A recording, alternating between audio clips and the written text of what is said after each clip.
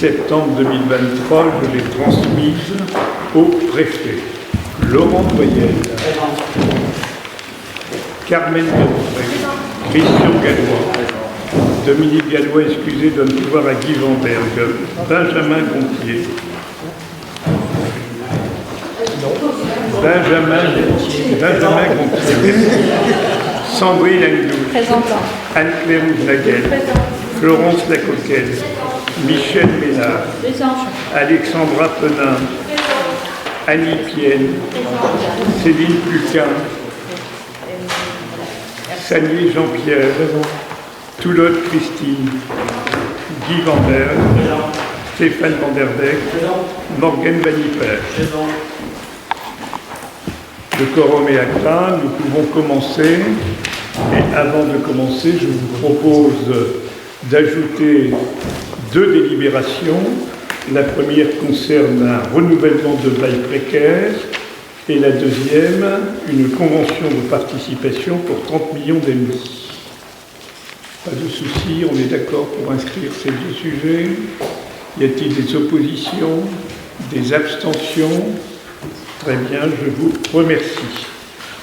Premier sujet à l'ordre du jour, l'approbation du procès-verbal de la séance précédente. Y a-t-il des questions, des observations, des demandes de correction, d'ajout, de modification, de retrait?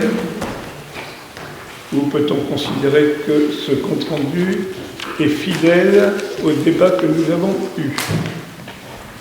J'interroge du regard. Pas de souci, on est d'accord. Je vous en remercie. Nous avons la création d'un emploi permanent pour l'école de musique. C'est vous qui rapportez ou c'est moi? C'est moi? Bon, je le fais bien volontiers. Vous savez que nous avons tous les ans une animation dans les écoles à partir d'une musicienne. Notre musicienne de l'an dernier ayant quitté, nous en avons une nouvelle qui intervient.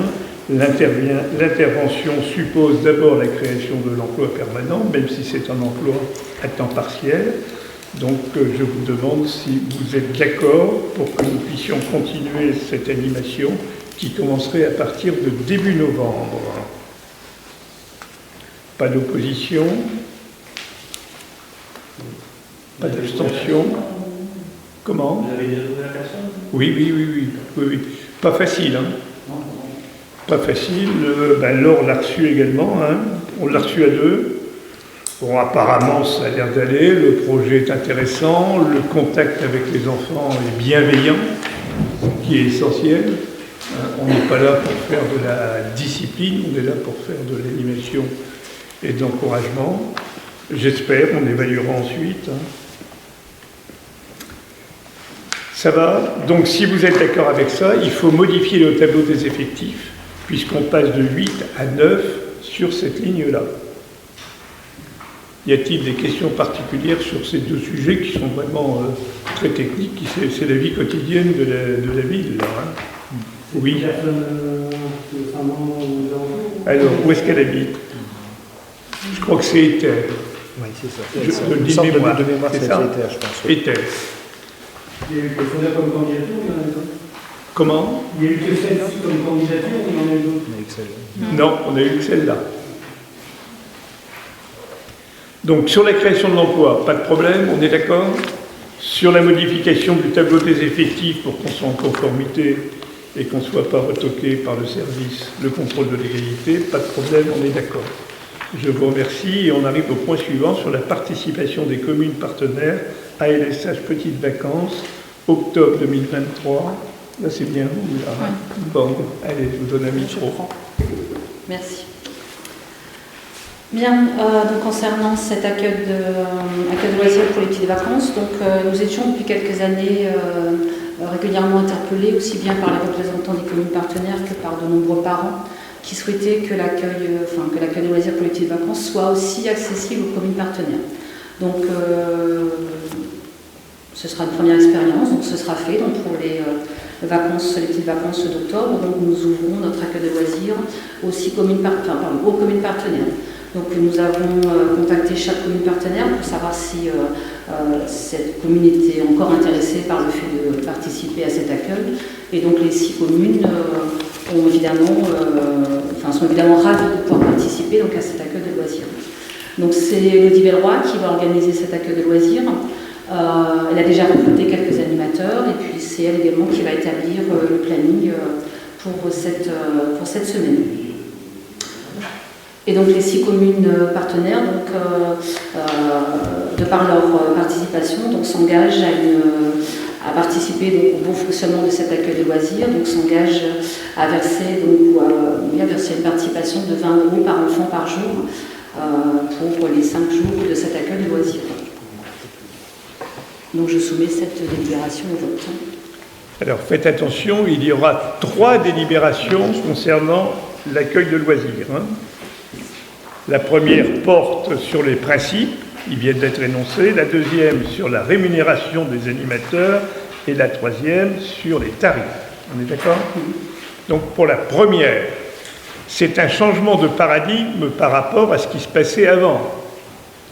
Avant, nous réservions les communes partenaires pour le grand CLSH.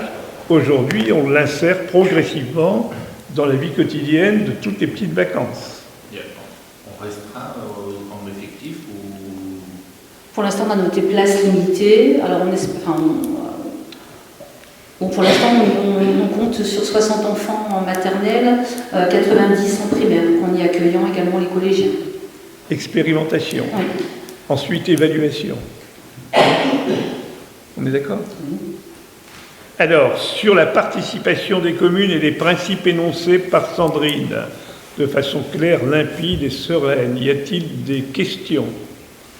Y a-t-il des observations ? Y a-t-il des contre ? Des abstentions? Merci pour votre unanimité. Sandrine, deuxième tranche. Alors, concernant la rémunération des animateurs, nous attendons autour de 130 enfants. Donc la rémunération des animateurs finalement est identique à celle qui avait déjà été appliquée pour les vacances de juillet et de août. Donc vous avez le montant de la rémunération en tant que directeur adjoint et ensuite en fonction du statut de l'animateur. Et vous avez une préparation pédagogique évidemment inférieure au montant qui est attribué pour les grandes vacances dans la mesure où là ça ne concerne que 5 journées. Donc les tarifs restent identiques, la rémunération reste identique à celle qui était appliquée pour les grandes vacances. Voilà. La réflexion sur la rémunération interviendra postérieurement aux activités 2023, à savoir que fait-on en 2024. Parce qu'en 2024, on a quand même un problème, mais ce n'est pas Saint-Venant qui a un problème, c'est toutes les communes qui ont un problème d'attractivité pour les diplômés et les non-diplômés. Et quand on a ce problème d'attractivité, se double un deuxième problème, celui de la qualité des candidatures. Voilà. Non, mais il ne faut pas... Il faut le dire. C'est pas la peine d'avoir la langue de bois. OK, sur ces rémunérations, pas d'opposition, pas d'abstention. Merci. Tarifs. Alors, je termine avec les tarifs qui vont être appliqués vis-à-vis des parents qui souhaitent inscrire leur enfant pour cet accueil de loisirs. Donc pour permettre le bon fonctionnement, il faut évidemment mettre en place un service de garderie qui sera ouvert le matin à 17h30, qui devrait normalement se terminer à 18h15, mais vous avez également, regardez de nouveau les tarifs, ce sont également les mêmes que ceux qui sont appliqués pour les vacances de juillet et pour le mois d'août. Ensuite, on ne va pas aller jusqu'aux 22 animateurs, mais on ne sait jamais, vu le nombre d'enfants peut-être inscrits. Donc nous recrutons évidemment des animateurs. Là, je ne sais pas si vous avez vu, mais sur les réseaux sociaux, il nous manquait des BAFA. Vous avez demandé à Stéphane qu'il puisse... des animateurs BAFA, oui, il nous manquait des animateurs BAFA pour au départ faire face au nombre d'enfants. Donc merci encore à Stéphane qui a relayé l'information sur les réseaux sociaux. Et donc concernant le tarif qui est demandé aux familles, même chose, c'est le tarif qui était déjà appliqué aux vacances de juillet et mois d'août. Donc évidemment, le tarif dépend du quotient familial, et puis en fonction si un enfant ou deux enfants s'inscrivent. Voilà. Que ce soit pour les recettes ou les dépenses, on maintient les tarifs 2023. La réévaluation se fera après la rencontre avec les maires des communes partenaires. Pas de soucis, pas d'opposition, pas d'abstention. On en est où maintenant? Il nous manque encore combien d'animateurs là? Pour l'instant, nous avons nos animateurs. Ça va? Oui. Bon. Nous avons recruté 14 animateurs. C'est bien. C'est pas facile hein, d'organiser ça. C'est même de moins en moins facile. Mais bon, on est là pour ça. C'est des animateurs qu'on a eu cet été, c'est les animateurs de cet été Certains, oui, certains avaient connaissance d'un accueil de loisirs pour les petites vacances, donc ont postulé.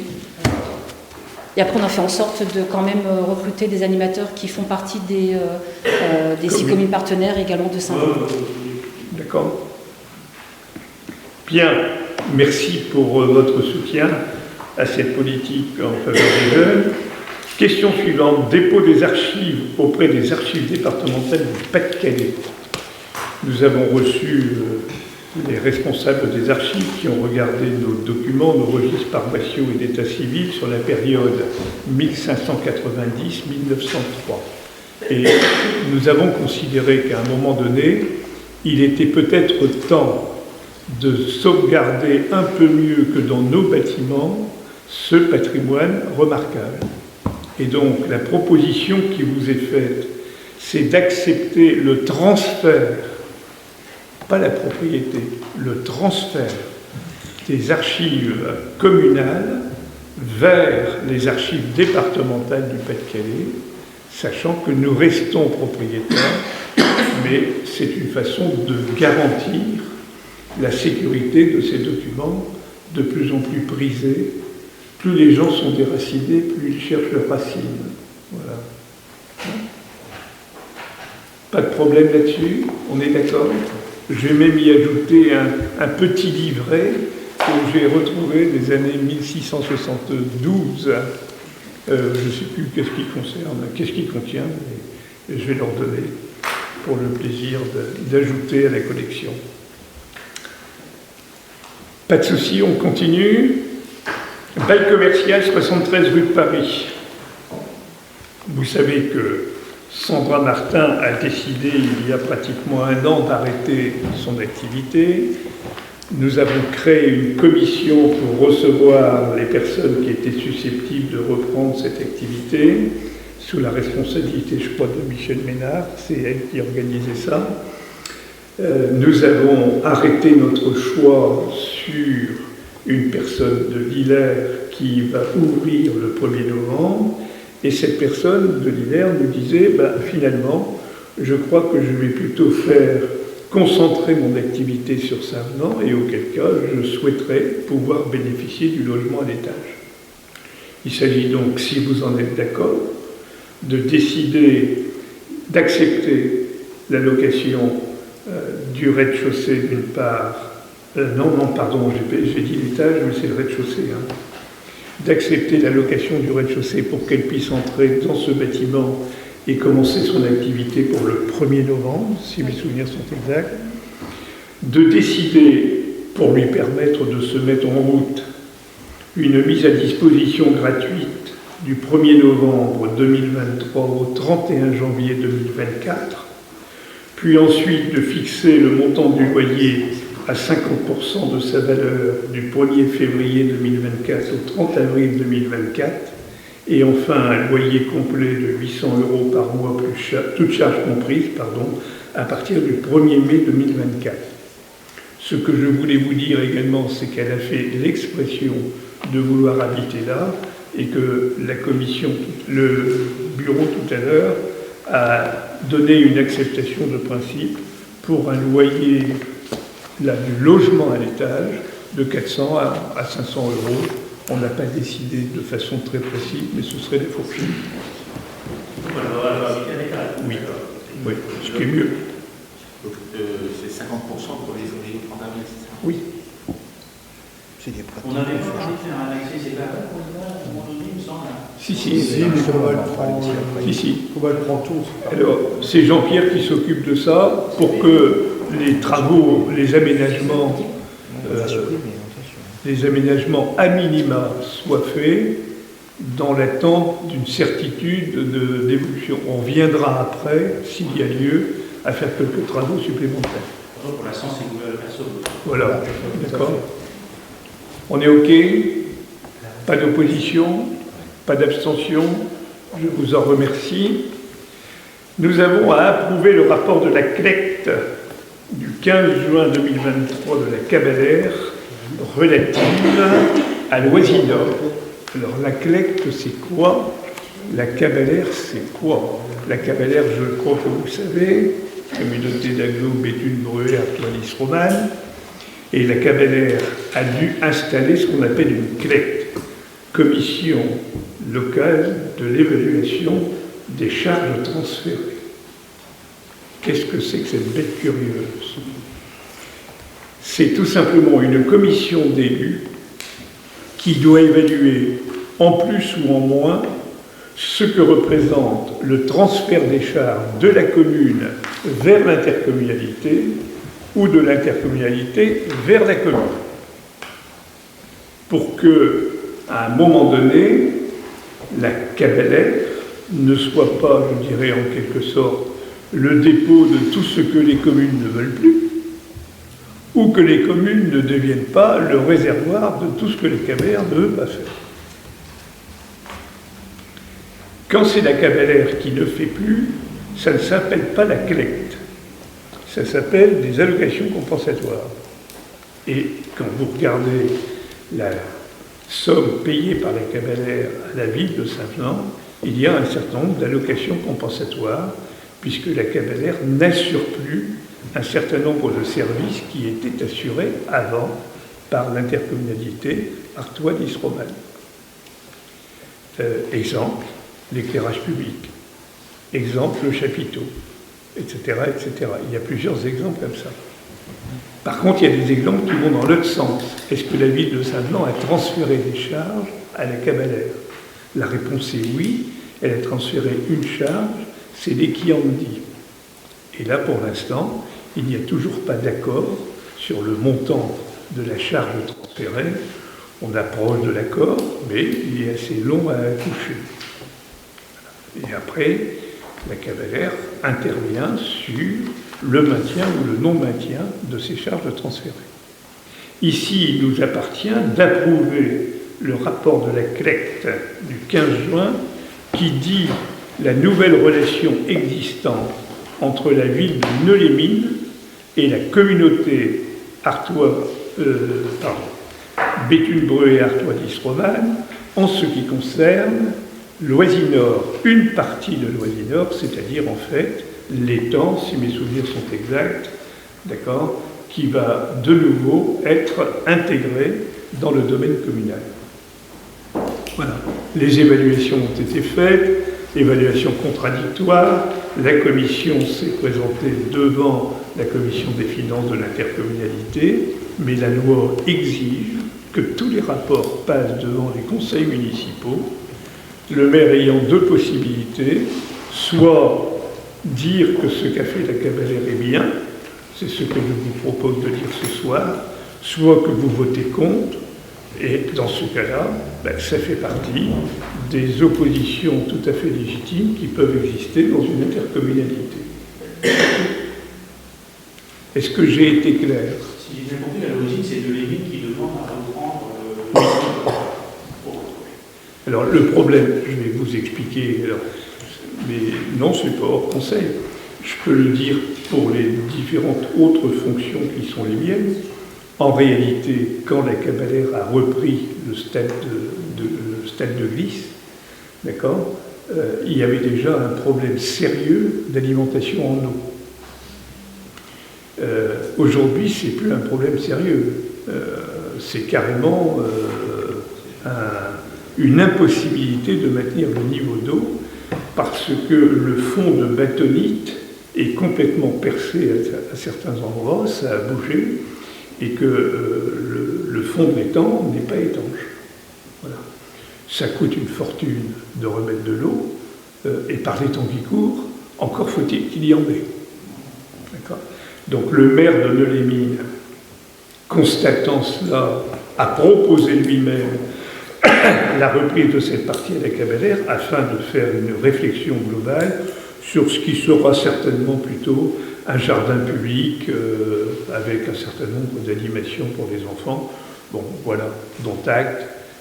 Nous, le Stade de Glisse, on pouvait considérer que c'était un outil intercommunal structurant. Mais un jardin pour enfants, ce n'est pas un outil intercommunal structurant. Voilà. Moi, je vous propose de donner acte de ce rapport de la CLEC et de considérer qu'il est adopté par notre Assemblée. Pas de soucis, pas d'opposition, pas d'abstention. Je vous en remercie. Alors ici, c'est une démarche à deux temps. Nous avons d'abord à renouveler le bail Monsieur et Madame Lotte. Ceci annule et remplace les délibérations 41 de 2021, 36 de 2022. De quoi est-il question? Monsieur et Madame Lotte avaient en bail deux parcelles, AW309 et AW96, qui sont propriétés communales. Mais monsieur et madame Lotte ont cédé. La cession a eu lieu en cours de mandat. Il s'agit dans un premier bail d'accorder la location à monsieur et madame Lotte pour une durée de 6 mois jusqu'au 30 juin 2022. Puis ensuite d'accorder la location à M.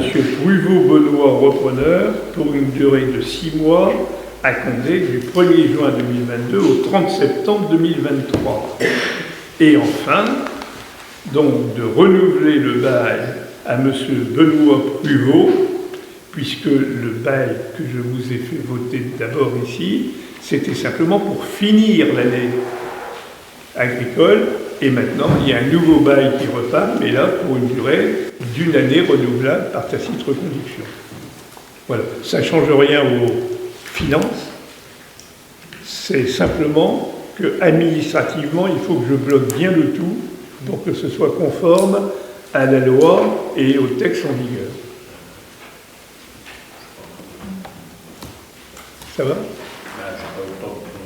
Ben, je vais vous donner des papiers, Christian. Est-ce que j'étais assez clair ou pas? Oui, pas de problème. Donc tu veux les dates? C'est pour le secrétaire. Oui. Donc, accorder un bail à monsieur et madame Lotte du 1er 10-2021 au 30 juin 2022. C'est la moitié de l'année culturelle. Puis, à M. Pruvot-Benoît, du 1er juillet 2022 au 30 septembre 2023. D'accord? Fin de la première année culturelle et fin de l'autre. Et enfin, de donner par délibération d'affecter à M. Pruvot-Benoît pour une année, du 1er octobre 2023 au 30 septembre 2024, ces deux parcelles. Et je reviendrai devant vous fin septembre 2024 pour le faire pour 2025. Voilà. Pas de problème? On est d'accord? Je vous en remercie. Et maintenant, c'est avec un grand plaisir que je donne la parole à Benoît Delbecq pour les décisions modificatives numéro 2, en attendant la numéro 3. La numéro 3, tout à fait. Merci André. Alors, je vais vous demander simplement de prendre ce document que vous avez eu sur table. Donc, pour les décisions modificatives numéro 2, donc c'est des ajustements, rassurez-vous, il n'y a pas de programme complémentaire qui ont été ajoutés, c'est des ajustements de programme. Donc, si vous prenez, donc nous intéresse aujourd'hui, c'est la colonne où c'est marqué PN DM2. Donc, et tout ce qui est en jaune qui est concerné pour ce soir. Donc vous avez dans l'opération mairie notre bâtiment. Nous avions prévu l'emplacement des menuiseries et de la garderie. Nous avions inscrit 16 000. Je vous propose de retirer ces 16 000 pour cette année, puisque nous avons, Denis nous dit qu'on n'est pas prêt, il nous faut encore des devis, donc on ne pourra pas être en mesure de faire ça pour cette année. Donc on verra l'an prochain. Donc on retire. Il y avait des travaux également en dessous pour le CCAS. Nous avions retiré déjà 90 000 € en DM1 qui concernaient des travaux réalisés par une entreprise. On avait laissé les travaux réalisés par nos services techniques. Donc là, pareil, Denis me dit, les services techniques, ils sont déjà au CCAS, aux ACPG, ils n'auront pas le temps de faire les travaux pour la fin de l'année, donc je vous propose de retirer ces 25 200 €, donc et on retire l'opération travaux CCAS en sa totalité pour cette année. Nous avons, au niveau des travaux du fruitier, M. le maire nous disait que les travaux du fruitier, la personne va à la fois louer le local commercial et le logement du haut. À l'époque, il était question que la personne occupait simplement le bas et le logement n'était pas pris par cette personne. Aujourd'hui, il y a un renversement de situation, la personne souhaite habiter sur place, ce qu'on peut comprendre. Donc, les travaux initialement prévus pour faire l'aménagement et scinder les deux parties s'élevaient à 12 000 €. Comme il n'y a plus lieu de faire ces aménagements, nous proposons de retirer en dépenses ces 12 000 €. En dessous, vous avez acquisition immobilière. Donc là, vous avez une valeur réelle arboretum. Alors là, je m'explique, si vous voulez, la cavalaire nous le cède à l'euro symbolique, même, je ne sais même pas si c'est 1 euro symbolique l'arboretum. Par contre, nous, il y a quand même lieu d'inscrire une valeur comptable, de faire apparaître une valeur comptable ces éléments-là.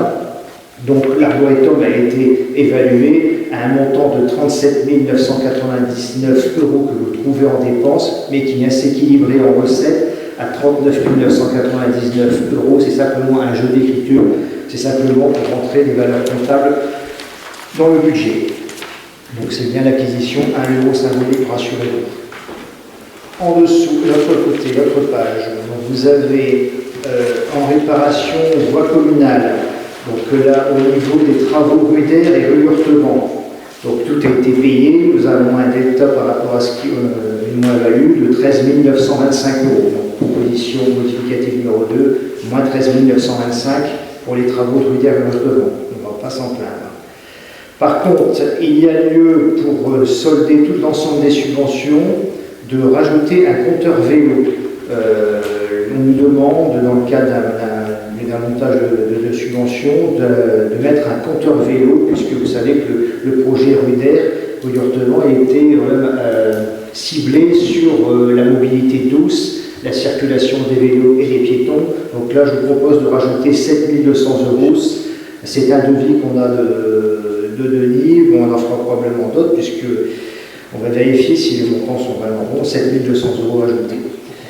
Donc, réparation inondation, rappelez-vous, nous avons mis un budget de 150 000 € en réparation pour les inondations diverses voiries.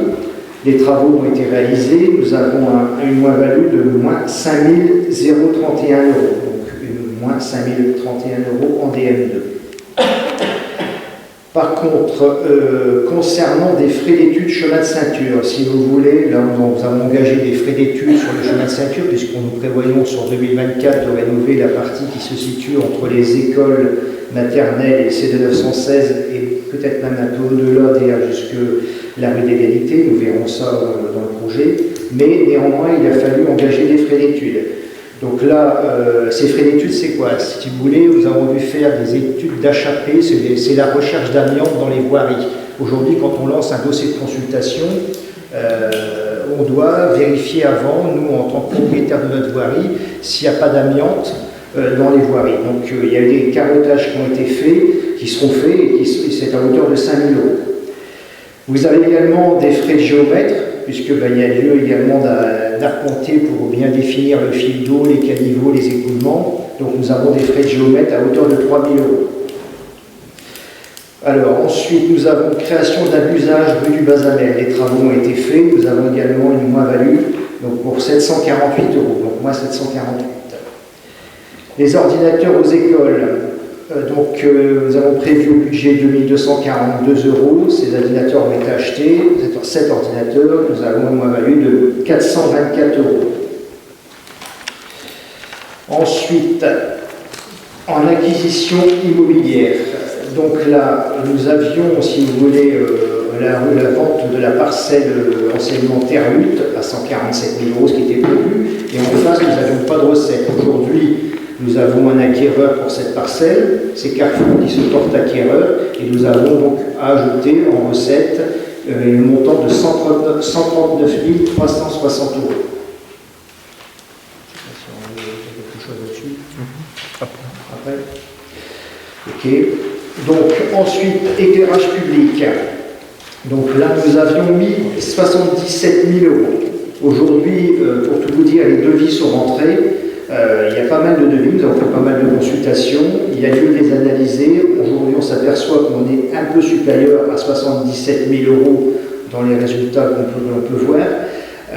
Par contre, il y a lieu d'analyser d'un point de vue financier, d'un point de vue qualitatif. Mais néanmoins, pour ne pas bloquer le chantier, puisque d'ailleurs, si on peut engager les travaux assez vite, nous ajoutons une provision une dépense complémentaire de 33 000 €, donc en dépenses pour les éclairages publics, puisque notre premier estimatif n'était pas bon. Mais il y aura lieu d'ajuster, il y aura probablement une DM3 sur ce sujet-là, puisqu'il y aura lieu d'ajuster peut-être à la baisse, je l'espère, le montant de la dépense. Mais ce que je ne veux pas, c'est bloquer les travaux. Donc nous, les 33 000 qui ont été mis par rapport à ce qu'on a pu, les offres que nous avons reçues.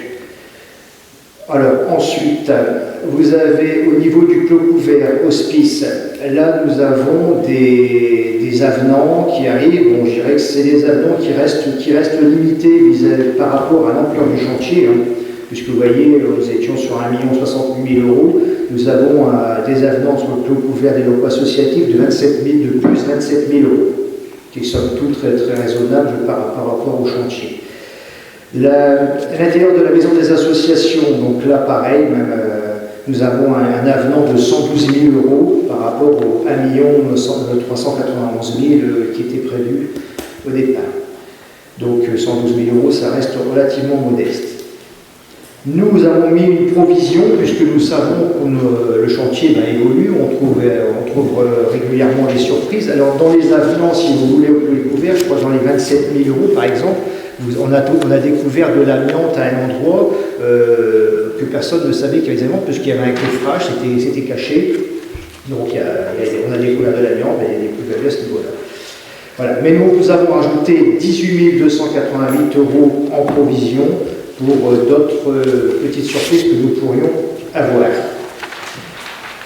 À la dernière page, donc, vous allez trouver en recette moins 7 200 €. Alors là, c'est l'autofinancement de la section de fonctionnement qui va verser, le fonctionnement va verser 7 200 € en moins. Je vais vous expliquer après, on ira voir la partie fonctionnement. Là, nous avons donc un budget d'investissement qui est équilibré à hauteur de 5 712 238,06 €. Voilà.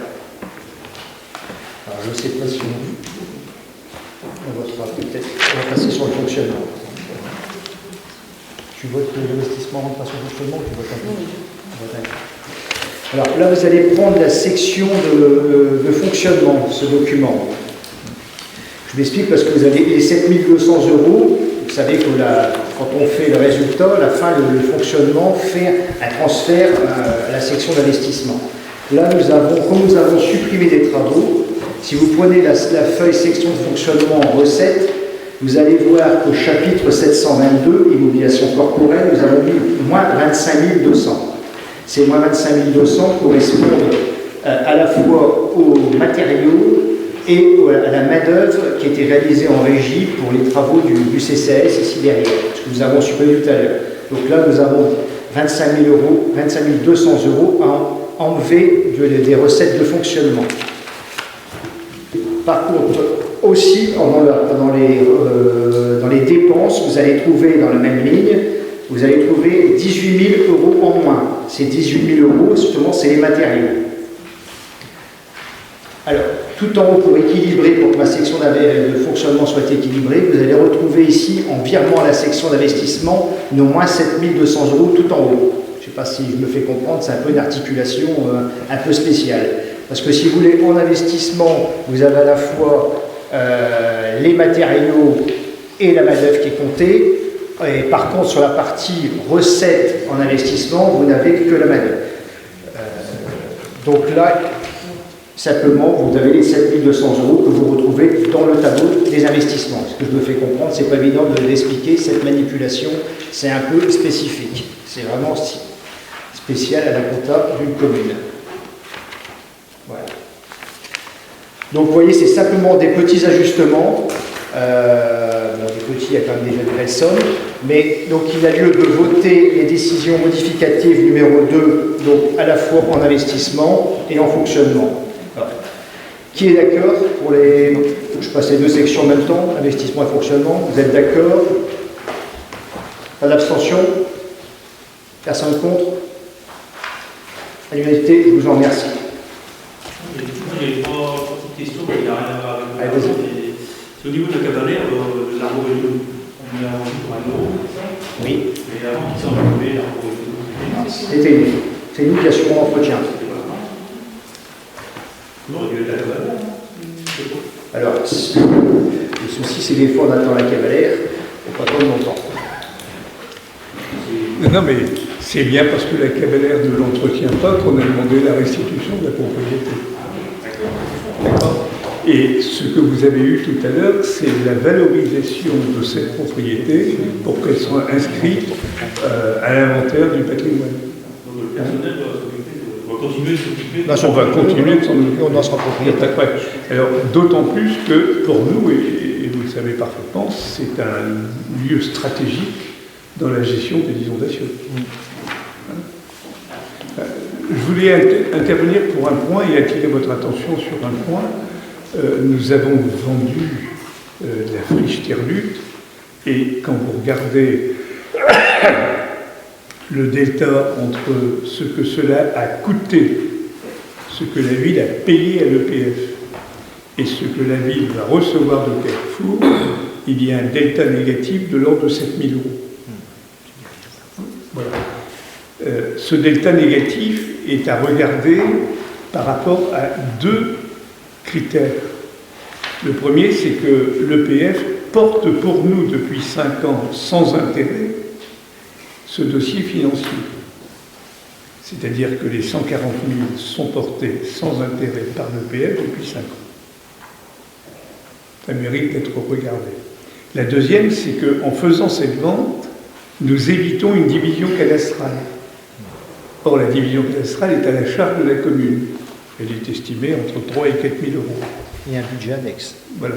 Et on serait obligé de faire un budget annexe. Donc, la simplification administrative fait qu'on s'en sort bien dans cette affaire. Voilà, mais vous l'aviez déjà voté, mais je voulais vous le dire quand même.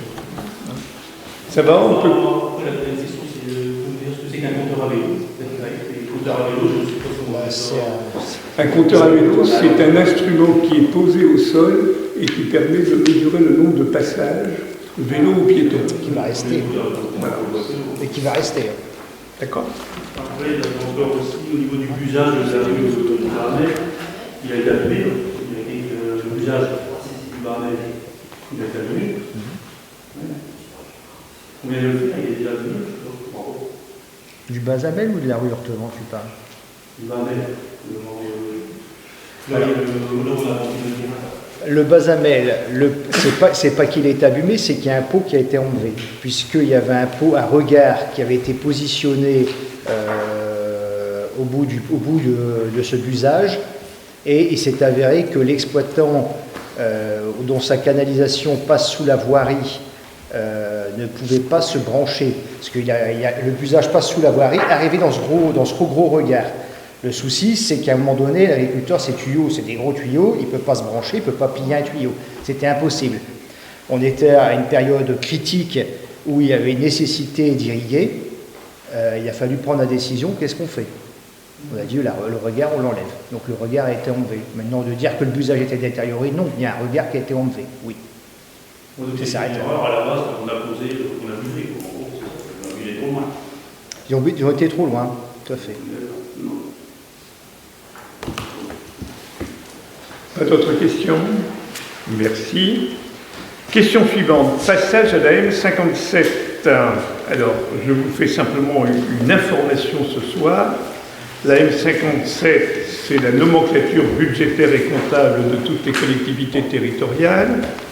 C'est-à-dire que la M57 vise à avoir une lecture beaucoup plus précise de l'évolution de notre comptabilité, avec en particulier un assouplissement des règles en ce qui concerne la pluriannualité des crédits, la fongibilité des crédits et la gestion de dépenses imprévues.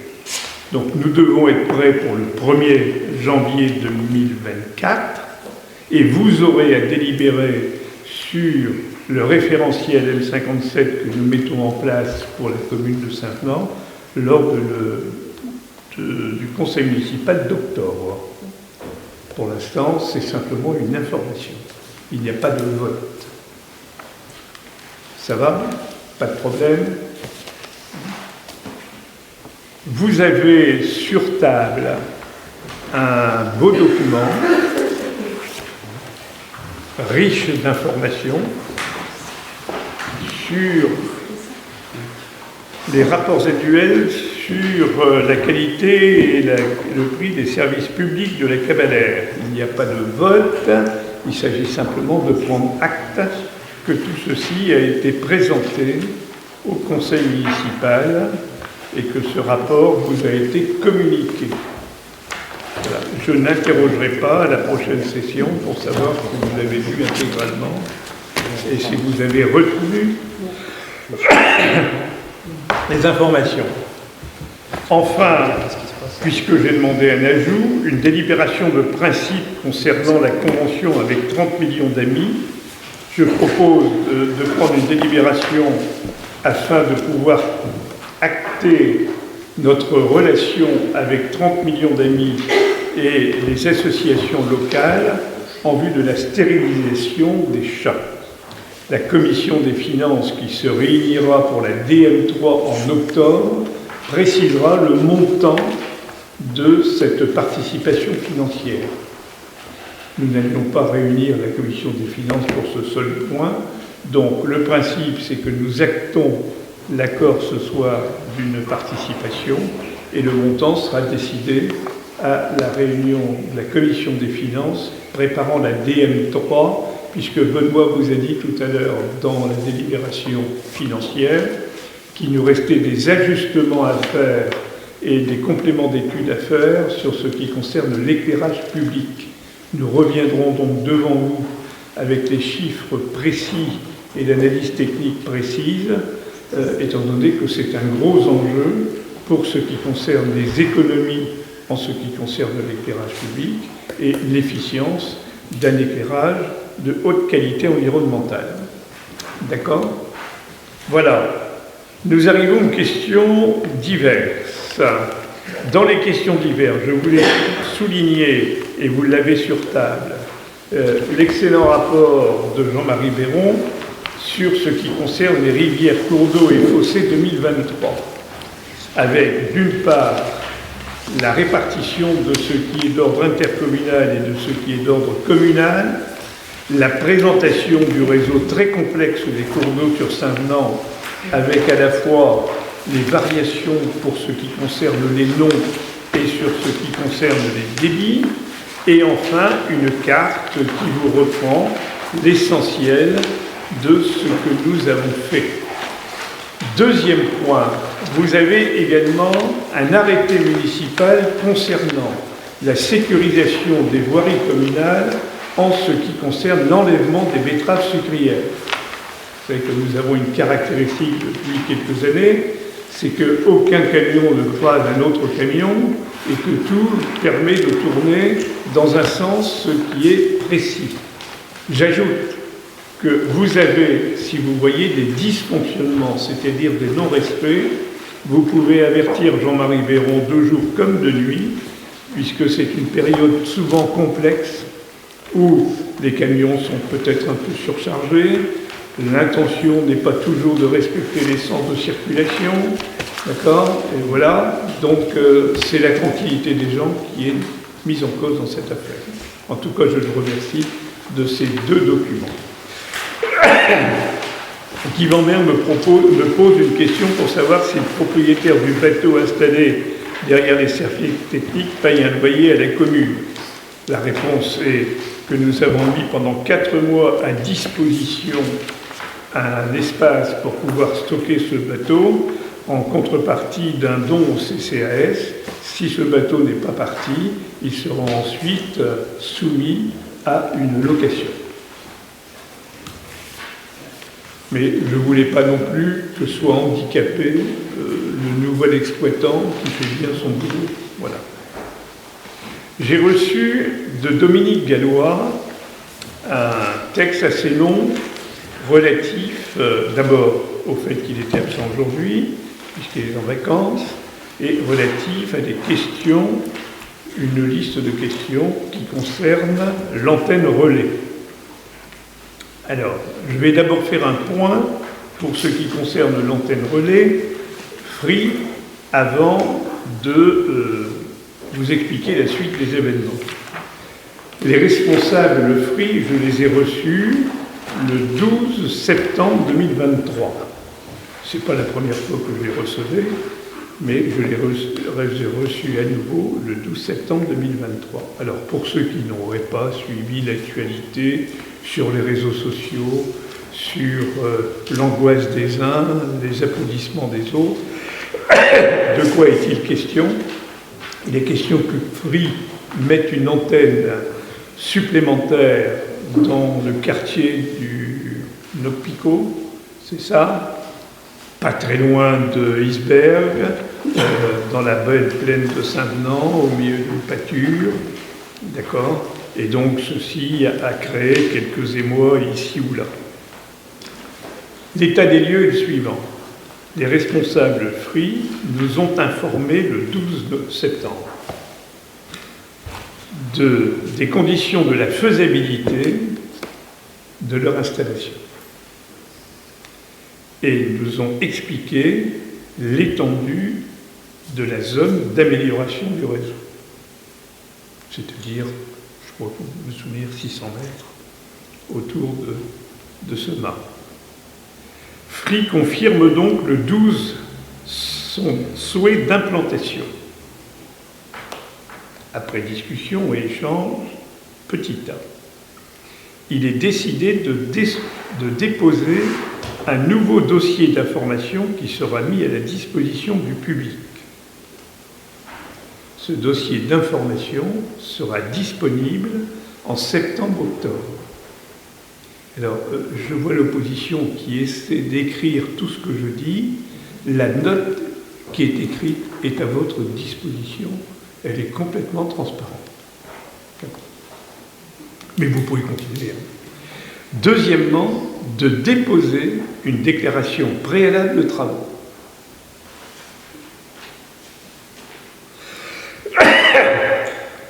Suite aux remarques faites par la ville, il sera nécessaire de faire une étude de sol, une étude précise d'implantation, une étude précise de raccordement au réseau électrique et d'établir un accord de bail et de rémunération d'occupation du sol.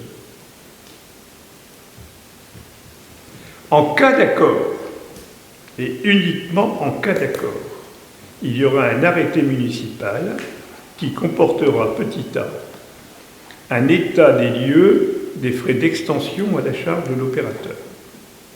Petit b, les contraintes techniques imposées suite à l'application du PPRI, plan prévisionnel des risques d'inondation. Petit c, les conditions locatives et des obligations de retour à l'état initial en cas de résiliation du bail. Un état des lieux précisera les responsabilités respectives. Un panneau d'affichage, lieu d'implantation et mairie permettra la diffusion de l'information à tous les citoyens. Et enfin, il y aura un calendrier des travaux. La ville mettra à disposition du public, pour recueillir toutes mes remarques, objections ou propositions citoyennes, un cahier qui sera disponible ici consultable également par tous. Voilà. Donc en l'état actuel des choses, cette discussion, pour intéressante qu'elle soit, n'engage strictement en aucun cas la mairie, s'il y entend qu'il n'y a pas un retour sur les conditions initiales qui ont été posées. Voilà la réalité des choses. Donc, je mettrai dans le cahier la remarque de monsieur le maire, monsieur le délégué gallois, parce qu'il me parle aussi de la présence de cigognes, de chauves-souris, etc., du stockage de l'eau qui ne serait plus une priorité, de pertes de terres cultivables qui seraient compensées, voilà, etc.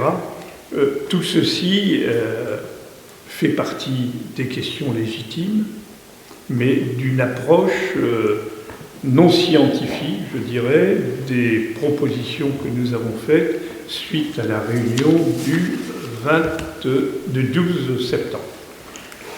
Voilà ce que je voulais vous dire. S'il y a des interventions de la part des uns et des autres, il n'y a aucun problème. Je reçois vos remarques, doléances et interrogations avec attention et bienveillance.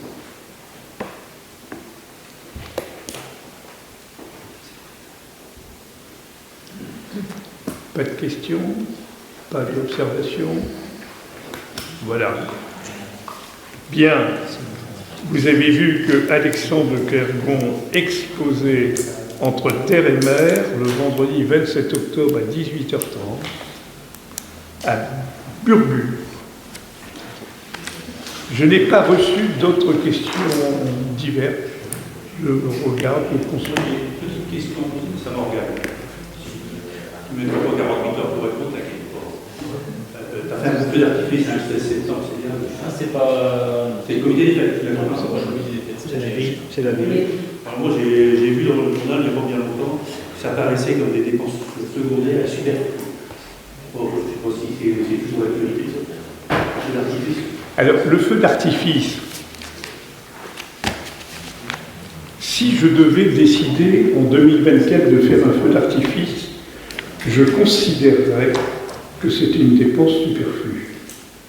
Le problème, c'est que ça a été décidé en 2022, reporté pour cause de sécurité le 14 juillet. C'est une décision conjointe que Michel et moi nous avons prise avec d'autres élus, vu les risques qu'il y avait à cause de la sécheresse.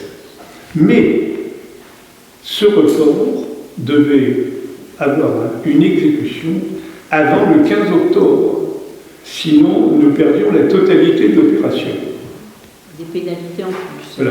Bon, on aurait pu faire la classe, je pense que ça aurait été sympa.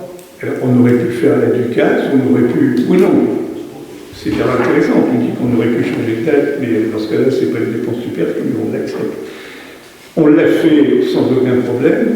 Moi, je suis resté à l'entrée, on a satisfait 350 personnes, souvent des familles, beaucoup de jeunes. Je trouve que c'était pas mal, c'est bien. Voilà. Alors après, on peut toujours discuter. Peut-être que la Ducasse, ça aurait été bien. Peut-être.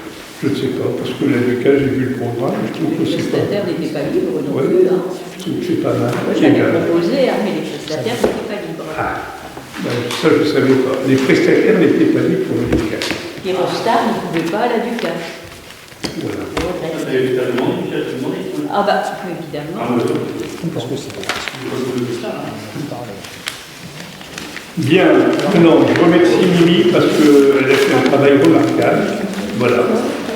Merci, bon retour. J'ai un mot à dire. Simplement, nous devions faire une réunion, nous avons programmé une réunion en septembre pour les associations. Oui. Le montant qu'on alloue aux associations, ça te concerne ici. Guy, s'il te plaît. Donc nous avons prévu une date, je crois que c'est le 12 octobre, il me semble, le jeudi 12 octobre à 18h30 pour faire notre réunion concernant les associations. Ces associations qui n'avaient pas répondu dans un premier temps à nos sollicitations, notre questionnaire pour le montant des subventions. Donc là, on a eu de nouvelles réponses et nous allons faire la réunion le jeudi 12 octobre. Voilà. Et une autre réunion de la commission voirie concernant la gestion de la rue du Marais. Voilà.